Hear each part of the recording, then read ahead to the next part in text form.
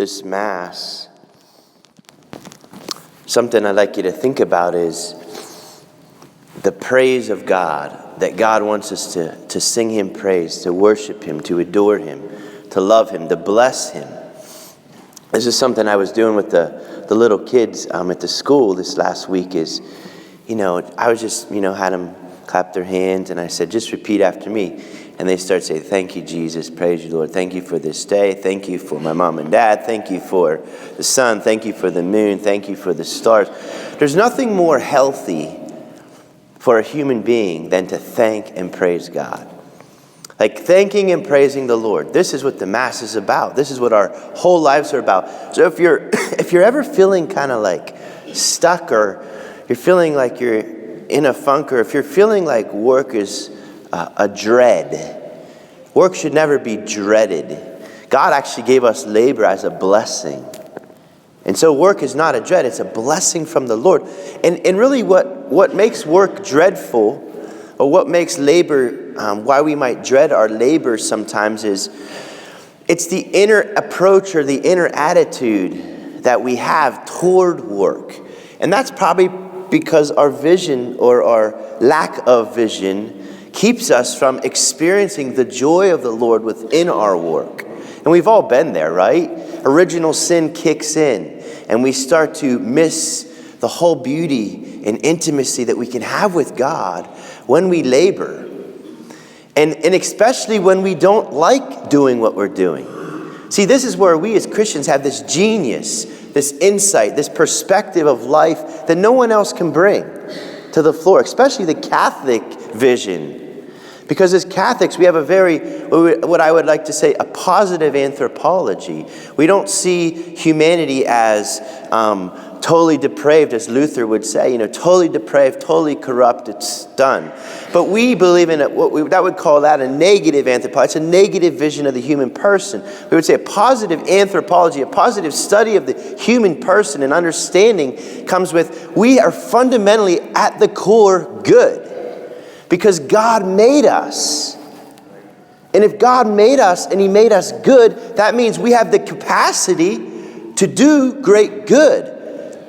And it's not about me or you, but God in His amazing goodness lets us participate in His goodness. Think about that. We participate in the goodness of God.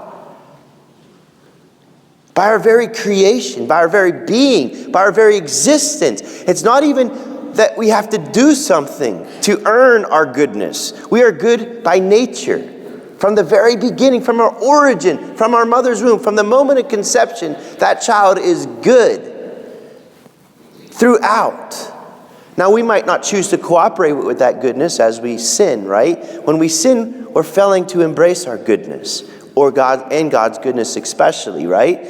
So right from the beginning, we'll see the world, and this is why sometimes work becomes dread, or life can even be heavy on us, or oppressive, or dreadful, is because out in the world, we learn this philosophy called utilitarianism, right? It's a philosophy of life that my value is based on what I can do, my utility.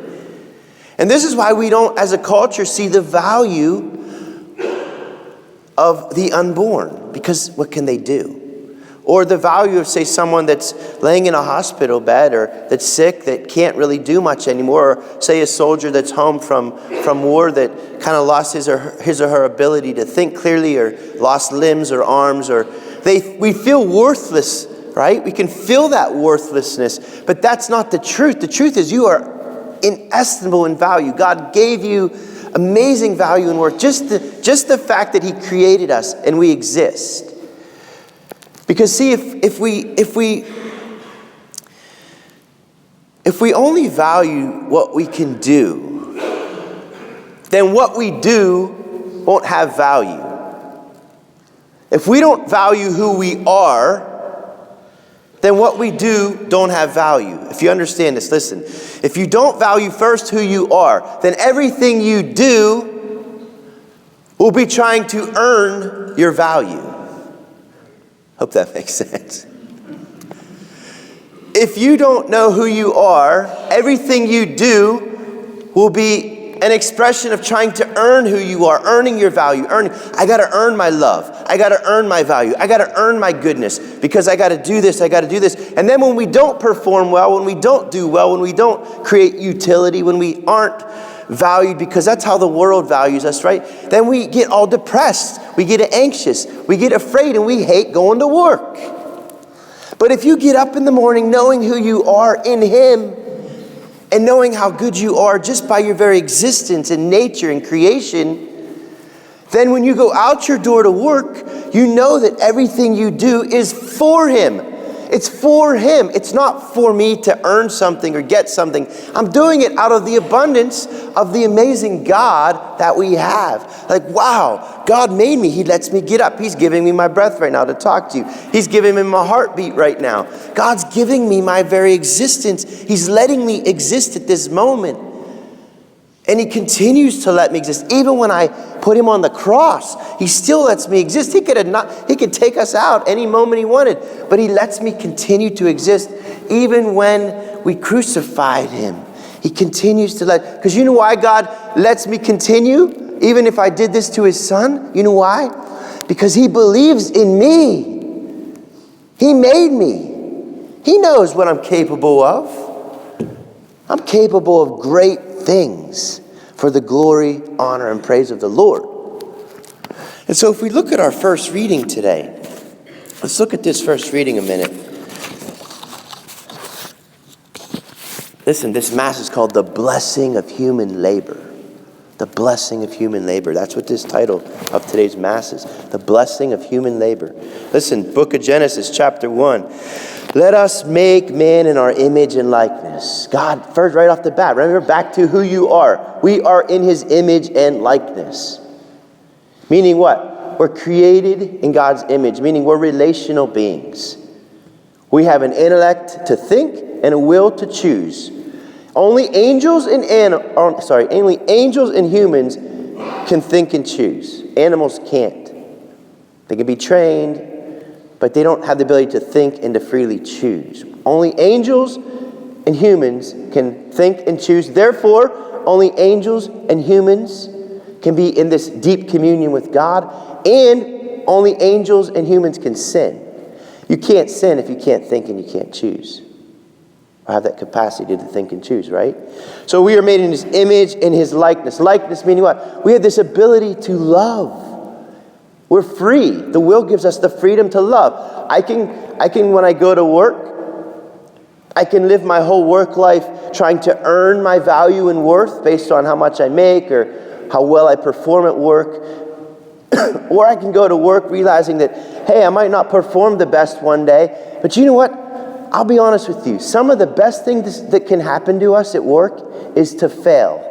Because when we fail, we're forced to face the lies we believe about who we are. When we fail, we have to turn to Him. When we succeed all the time, we never really get in touch with that tension between I'm valued because of what I can do or I'm valued because of who I am. See, when you fail, you have to embrace who you are. You have to embrace how He loves you. Because the world won't love you. Let's just be honest. If you don't succeed in the world, in the work world, most of the time, you're just kicked aside. You're just a social security number. You don't succeed. You don't make the money. You're a cog in the wheel. That's why we want to eliminate the unborn sometimes and even the elderly, right? Because what are they going to do? Just take up space. That's how the world views, right? So, but that's not how we view it. But we ought to be honest, we all have inside of us this wrestling match at times between, pay attention to how you feel when you fail. That'll really say a lot to you about what you believe about yourself. When you fail, if you lose your peace, you know why you lose your peace when you fail? Because He's not on the throne. It might sound, we've made an idol out of the world's vision of who we are. God's vision of who I am is way different than the world's vision of who I am. And if I put God on the throne, when I fail, I don't revel in it. Like, oh, I failed, this is great. No, I'm not saying that. But what I'm saying is when I fail, there's a solemn embrace of my God's love for me as a human being, as a beloved son. I might not have performed the best, but God loves me as I am. That's the heart of what it means to be a follower of Jesus. That's why we are created in his image and likeness. Now he said here, listen, obviously we don't have time to do a full Bible study here, but we can look at some of these scriptures, right? You know, this whole idea here at the end of this first reading, it says, listen, God looked at everything he'd made and found it very good. Very good. You know, that's at the end of each thing God created, he said it was good. It was good. It was good. Then when he made us, you know what he said? It is very good. Like, oh, that's good, it's good. And then God said, it's very good. Because after he made us, he said it's very good. So next time you struggle, I want you to look in the mirror and say, it is very good. It is very good. Look what you made, man. You made me, God. Thank you. I am very good. See, sometimes you see the world says, oh, that's proudful. That's like, you know, you're full of yourself. No, that's true. You are very good. God said it. So don't argue with God. You're very good, okay? Now, if you believe that, everything you do from that point forward is going to be a praise and a glory and honor to him.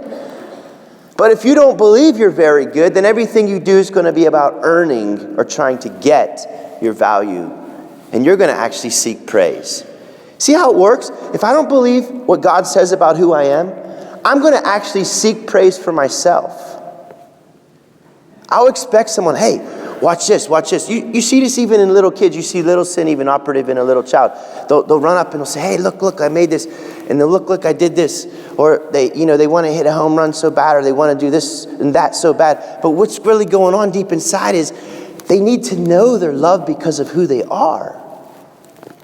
Like, you know, and again, this is a battle we're going to all struggle with throughout our lives because of the effects of original sin. When you were baptized, original sin is wiped. You have inestimable value and worth in the great King Jesus Christ. But when you struggle with that tension between like, I'm valued because of what I can do and I'm valued because of who I am, when you feel that struggle, that's a sharing in the passion of Jesus. At that moment, you're up on the cross with him. Jesus probably, how much, you know, he felt, like, think about his mission. He spent 3 years working hard to spread the kingdom of God, his Father's love, and spread it. And he's now up on a cross with thieves on each side of him. Talk about the feeling of like maybe failure, right? On each side of him.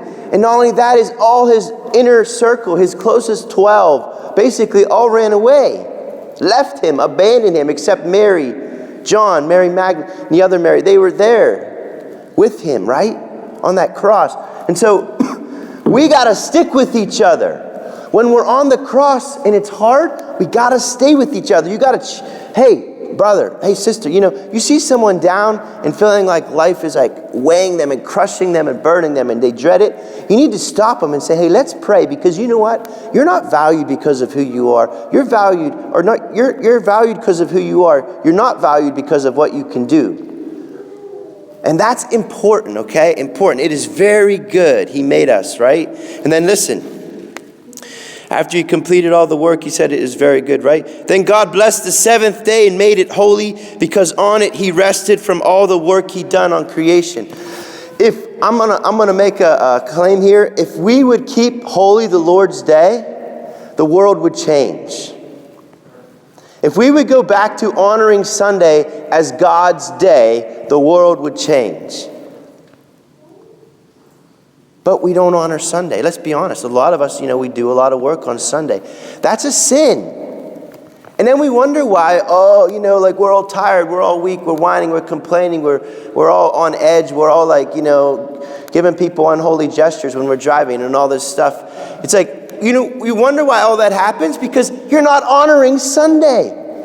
And even if we're like not doing nothing on Sunday, we're watching TV all day or we're doing something very busy. Listen. A good sign that you're honoring the Lord on Sunday is you should be a little bored. If you feel bored on Sunday, you're doing something right. Because if you're bored on Sunday, you know what that means? You're learning how to be, not do. We do too much. We don't be enough. We need to be. You can't do if you don't first be. I can't learn to do unless I'm first who I am.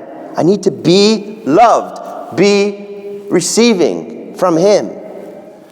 And let me, just to close this, I got this from Jeff Cavins, that Bible timeline that he did. I think this is a great way to think about this. But did you know God made us on day 6 with the animals? God made us on day 6, right? But He invites us into day 7, doesn't He? What happens when you and I don't choose to enter day 7? What happens? When we fail or refuse, or maybe we're just lied to and deceived into staying into day 6. Day 6 is the animal kingdom. Day 6 is the animals were made on day 6 with us. We were made on day 6. But humans were invited into day 7, which is that rest with the Lord, relationship with the Lord, covenant love, relationship, okay? Now listen, what's the number of Satan? 666. If you stay on day 6, you're going to become like the beast. You're going to become very fleshly. You're going to become devouring. You're going to not work with your intellect and will. You're going to act with your emotions and passions all the time. Watch it. People that stop going to church, people that stop praying, people that stop being with God, you know what happens? They become more and more unruly in their passions and desires. And they start becoming, they make gods of their stomach, of the flesh, the world, and the devil. It's how it will happen. If we don't let God love us on day 7, if we don't enter day 7, we'll become 666. We'll become marked with the beast. We'll become people of the world, the flesh, and the devil. But if we enter day 7, 777, it's not at the casinos either, right? 777 is the perfection. 3 sevens is perfect. It's perfect, perfect, perfect. It's like saying it's very, very, very good. It's very, very, very perfect. Whereas 666 is more, it's very, very unperfect, unholy. 777, you enter day 7, you become a human being. You enter into rest with God. And then when you go out, people look at you and say, where were you? And you say, I was in day 7. I lived day 7. They're like, what are you talking about? Perfect moment to evangelize, isn't it? You see how it is? You receive on day 7 so that days 1 through 6 can be what they're supposed to be. If you never receive on day 7, you're like a zombie. We become zombies walking through this world. We're just a number in the system. And we don't need more numbers in the system. We need living believers. Believers that really believe the faith, believe in Jesus. So as we continue Mass, I want you to experience day 7, to receive His love. He worked so hard on this cross for us. He worked hard. You guys know what that cross is up there during Lent. Look how hard He worked. Look how hard He worked. Why don't we receive His work? Don't try to do what only He can do. Let Him do it for you. Let Him wash your feet. And so I'll pray for you, pray for me as we thank God for the labor of His Son, so that we could be the sons and daughters we're created to be.